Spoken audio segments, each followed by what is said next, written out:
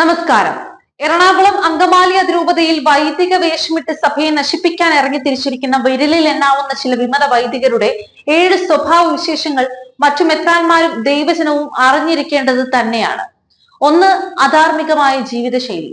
2. ലൗകികമായ വസ്തുക്കളോടുള്ള ആസക്തി. ധിക്കാരപരമായ പെരുമാറ്റമാണ് മൂന്നാമത്തേത്. 4. ആത്മീയ നേതൃത്വത്തിനെതിരെ നടത്തുന്ന വെല്ലുവിളികൾ. 5. വിശ്വാസ സമൂഹത്തിനുണ്ടാക്കുന്ന ഉതപ്പ്. 6.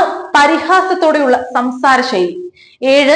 അക്രൈസ്തവവും അധിക്ഷേപപരവും നിരുത്തരവാദിത്വപരവുമായ പ്രവർത്തന ശൈലി. ഈ സ്വഭാവ വിശേഷമുള്ള വൈദിക വേഷം ഇട്ടുകൊണ്ട് നടക്കുന്ന ഒരാളെയും സീറോ മലബാർ സഭയിൽ നിലനിർത്താൻ വിശ്വാസികൾ സമ്മതിക്കില്ല. ശരിയാണ്, വിശ്വാസികൾക്ക് സിനഡിലും സഭയുടെ ആരാധനാക്രമം തീരുമാനിക്കുന്നതിലും ഒന്നും ഭാഗഭാഗത്തുമില്ല. പക്ഷേ അത് നല്ലവരായ മെത്രാന്മാരുടെ കാലം സഭയുടെ കാനോനിക നിയമങ്ങളെയും പാരമ്പര്യങ്ങളെയും മുറുകെ പിടിച്ച് വിശുദ്ധ ജീവിതം നയിക്കാനുള്ള കഠിന പ്രയത്നം നടത്തിയവരാണ്. സഭയ്ക്കുള്ളിലുള്ള കപടനാട്ടിക്കാരുമായോ യാതൊരുവിധ ബന്ധവും പുലർത്താതെ ജീവിച്ചിരുന്നവരായിരുന്നു അവർ.